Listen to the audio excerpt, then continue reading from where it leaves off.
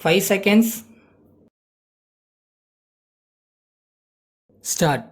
மாண்புமிகு தலைவர் அவர்களே, நேற்று நான் இந்த அவையில் பேசியதை தொடர்ந்து சில கருத்துக்களை சொல்ல விரும்புகிறேன்.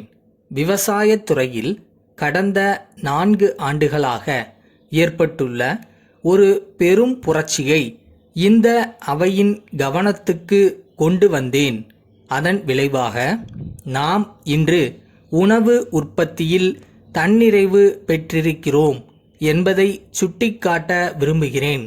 ஒருவேளை இன்னும் சில ஆண்டுகளில் வெளி மாநிலங்களுக்கு உணவுப் பொருள்களை அனுப்பும் நிலையை அடைவோம் என்று எதிர்பார்க்கிறோம். இவ்வாறு உணவு உற்பத்தியில் உச்ச நிலையை அடைய காரணம் அரசின் நல்ல கொள்கைகளும் அவைகளை தீவிரமாக அமுல்படுத்தியதும் என்பதை யாரும் மறுக்க முடியாது. இன்று விவசாயிகளுக்கு ஊக்கம் அளிப்பவை அவர்களுக்கு கொடுக்கப்படும் குறுகிய கால கடன்கள் மற்றும் நீண்ட கால கடன்கள் ஆகும். இவை விவசாயிகள் வட்டி கடைக்காரர்களை தேடி அலையாமல் காத்து அவர்களை நல்ல முறையில் ஈடுபடுத்தி கொண்டிருக்கின்றன என்பது குறிப்பிடத்தக்கது. இத்துறையில் நிலவள வங்கிகள் ஆற்றிய பணியை யாரும் குறைத்து மதிப்பிட முடியாது.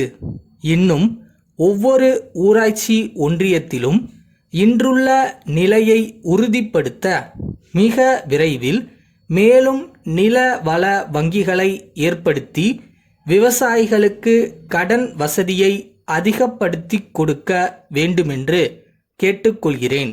அடுத்தபடியாக ஆளுநர் உரையில் விவசாய பல்கலைக்கழகம் ஏற்படுத்துவது குறித்து குறிப்பிடப்பட்டிருக்கிறது.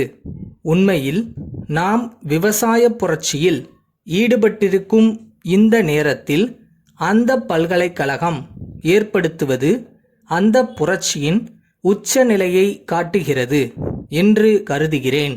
மதுரையில் ஒரு விவசாய கல்லூரியும் கோவையில் உள்ள விவசாய கல்லூரியும் விஞ்ஞான முறையில் ஆராய்ச்சிகள் நடத்தி அதிக விளைச்சல் கொண்டு வரும் புதிய நெல் ரகங்களை கண்டுபிடித்து உணவில் தன்னிறைவு நிலையை அடைந்திருக்கிறோம் என்றால் அந்த பல்கலைக்கழகம் ஏற்பட்ட பிறகு விவசாயத் துறையில் இன்னும் பெரிய மாற்றத்தை எதிர்பார்க்க முடியும்.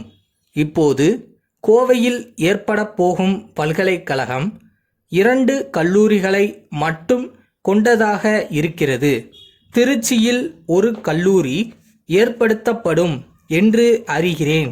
இன்னும் பல விவசாய கல்லூரிகள் பல பகுதிகளில் ஆரம்பிக்கப்பட வேண்டும் என்று நான் இதற்கு முன்பே சொல்லியிருக்கிறேன். பல தொழிற்கல்வி கல்லூரிகளை ஆரம்பித்து கொண்டு போகும்போது தொழிற்கல்வி பயின்றவர்களிடம் வேலையில்லா திண்டாட்டம் அதிகப்படும் சூழ்நிலையை பார்க்கிறோம். எனவே விவசாயப்பட்ட இளைஞர்களை வேலையில்லா திண்டாட்டத்துக்கு ஆளாக்கக்கூடாது. அந்த நிலையில் மேலும் கல்லூரிகளை திறப்பது சிறப்புடையதுதானா என்ற கருத்து நிலவலாம். ஆனால் நான் சொல்லும் விவசாய கல்லூரி வெறும் பட்டதாரிகளை உற்பத்தி செய்யும் கல்லூரியாக இல்லாமல் விவசாய வேலையில் ஈடுபட்டுள்ள வயது வந்தவர்களுக்கு அவர்களுடைய ஓய்வு நேரத்தில் 2 அல்லது 3 மணி நேரம் கற்பித்து பிறகு டிப்ளமோ அல்லது சான்றறிக்கை கொடுக்கும் கல்லூரியாக இருக்க வேண்டுமென்று கேட்டுக்கொள்கிறேன். மதுரை விவேக் கூட்டமைப்பிலிருந்து. கோவை சுந்தரம் கூட்டமைப்புக்கு எழுதும் கடிதம்.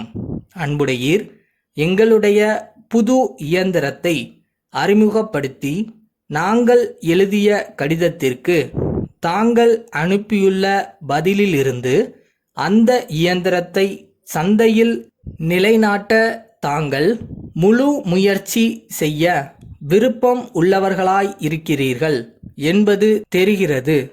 அந்த இயந்திரத்தின் வலிமையான நிர்மாணமும் போட்டியிடத்தக்க விலையும் நமது நாட்டில் நிலையானதும் அதிகரிப்பதுமான விற்பனையை உறுதி செய்யும் என்று நினைக்கிறோம். அதே நேரத்தில் ஏதேனும் ஒரு விவேகமான விளம்பரம் விற்பனை போக்கை விரைவுபடுத்தும் என்றும் அதற்கான செலவை முற்றிலும் நீங்களே ஏற்றுக்கொள்ள வேண்டும் என்று கேட்பது நியாயமல்ல என்றும் நாங்கள் நினைக்கிறோம். விலை மேன்மையான முறையில் கணக்கிடப்பட்டுள்ளது. ஆகையால் எங்களுடைய சரக்குகளின் மீதான தரகுத் தொகை கடினமாக இருக்கும். இருப்பினும் ஆரம்ப விளம்பர செலவுக்காக 1000 ரூபாய்க்கு கடன் வரவு வைக்க நாங்கள் தயாராய் உள்ளோம். இந்த கோரிக்கையை தாங்கள் ஏற்றுக்கொண்டால் இது குறித்து தாங்கள் மேற்கொண்டு என்ன நடவடிக்கை எடுக்கப் போகிறீர்கள் என்பதை உடனே தெரிவிக்குமாறு கேட்டுக்கொள்கிறேன். தங்கள் நம்பிக்கையுள்ள